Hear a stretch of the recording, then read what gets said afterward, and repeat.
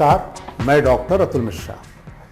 जब भी हम किसी को सफल देखते हैं या फिर आप ये मान सकते हैं कि दुनिया में लोग कहते हैं कि बेईमानी बहुत हो गई है या फिर वही आगे बढ़ता है जो बहुत स्वार्थी हो, लालची हो, और ऐसा माहौल बना हुआ है कि आगे बढ़ने के लिए गलत रास्ते पे जाना जरूरी है। लेकिन मैं यहाँ कहना चाहूँगा कि जितने भी लोग सफल हैं अपने अपने क्षेत्र में, उनके पास आपको दो आधार जरूर मिलेगा। पहला आधार ये मिलेगा कि उनमें दूरदर्शिता थी और दूसरा उनमें कहीं ना कहीं नैतिक मूल्य जरूर थे, जिसी वजह से वो इतनी आगे पहुंचे। ऐसे हजारों उदाहरण दिए जा सकते हैं, लेकिन आज हम लोग थोड़ी सी बातचीत करेंगे एलॉन मस्क पर, जिनकी पर बातचीत करते समय या उनकी जीवनी पढ़ते समय हमें महसूस हुआ कि वह दो चीज़ों पर उन्होंने अपने को कंसंट्रेट किया।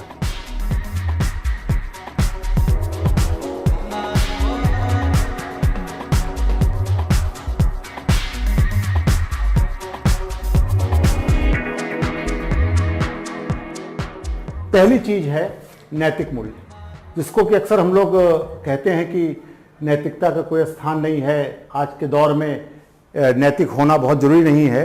लेकिन एलॉन मस्क अगर आप जीवन पढ़ेंगे तो जब मैंने उनकी जीवनी पढ़ी तो उसमें मुझे महसूस हुआ कि उन्होंने जो सबसे ज़्यादा ध्यान दिया था वो दिया था कि मैं ऐसा काम करूं जिससे मानवता का भला हो, तो नैतिक मूल्य था। और उसके साथ साथ अगर आप में थोड़ी सी दूरदर्शिता है तो ये दो चीज़ें मिलकर आपको एक सफल व्यक्ति बना सकती हैं। सफलता का दायरा कुछ भी हो सकता है, कोई आध्यात्मिक क्षेत्र में सफल है, कोई व्यवसाय के क्षेत्र में सफल है, कोई राजनीति में सफल है, लेकिन दो कॉमन चीजें आपको साथ मिलती हैं। एलॉन मस्क जब अगर हम लोग जीवनी देखेंगे तो उन्होंने दो चीज़ों पर अपने में बहुत अच्छे ढंग से उन्होंने कहा कि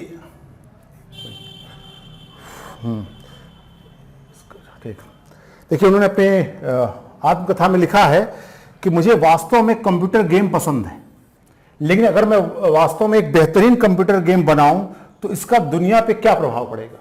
एलॉन मस्क जब अपनी जीवन की तैयारी कर रहे थे, अगर आप उनकी ये किताब पढ़ें एलॉन मस्क की, तो इन्होंने पूरा एक क्रम में बता रखा है कि कैसे उनकी जर्नी शुरू हुई। लेकिन पूरी जर्नी का, उनकी पूरी यात्रा का जो टर्निंग पॉइंट था, जब उनको ये प्लान करना था कि उन्हें जीवन के किस क्षेत्र में बेहतर करना है, तो उन्होंने देखिए प्रारंभिक रुचि क्या थी, कंप्यूटर गेम में। और उन्होंने लिखा भी है कि मैं कंप्यूटर गेम बहुत शानदार बना सकता था, लेकिन उन्होंने क्वेश्चन किया इथिकली तौर पर कि इसका पूरी दुनिया पे कितना प्रभाव पड़ेगा, इसका कोई बड़ा असर नहीं होगा, उन्होंने कहा। हालांकि मुझे वीडियो गेम से आंतरिक प्रेम है।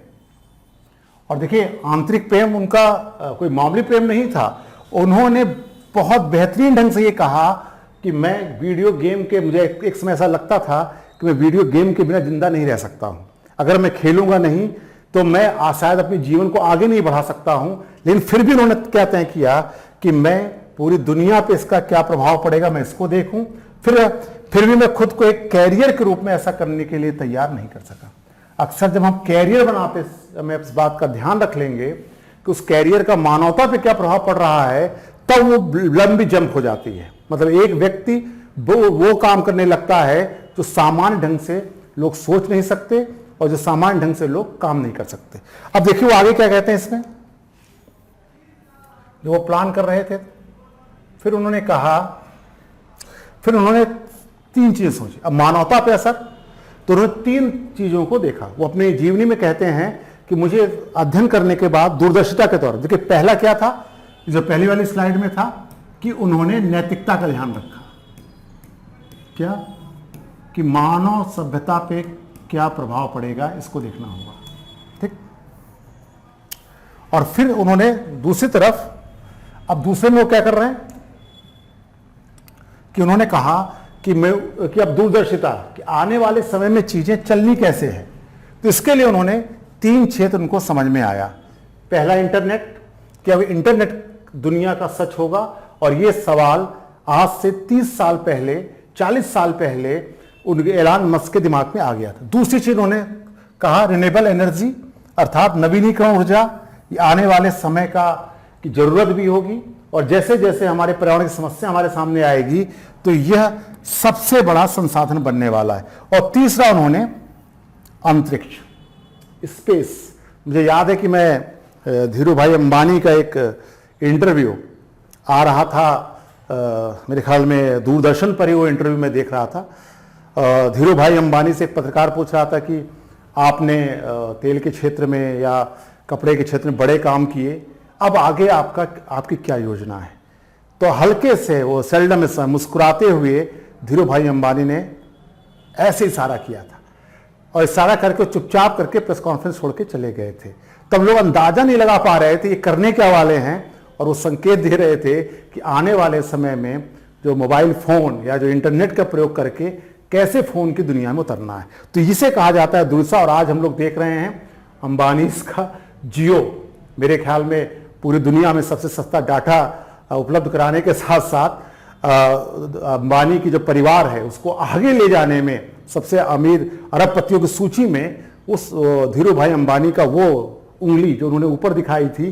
कुछ लोग सोच रहे थे कि ये कह रहे हैं कि अब तो निर्वाण प्राप्त करना है या फिर अब भगवान के पास जाना है, कि नहीं, धीरू भाई अंबानी इशारा कर रहे थे इंटरनेट की ओर कि कैसे सैटेलाइट के माध्यम से चीज़ों को बेहतर किया जाए। उसी तरह यहाँ पर हम देख रहे हैं उन्होंने अब देखिए उसके बाद क्या किया, ये उनकी दूरदर्शिता थी और इसके आधार पे उन्होंने कि इंटरनेट के लिए फिर आगे हम उनका जब आउटपुट देखते हैं तो हमें मिली इलेक्ट्रॉनिक कारें।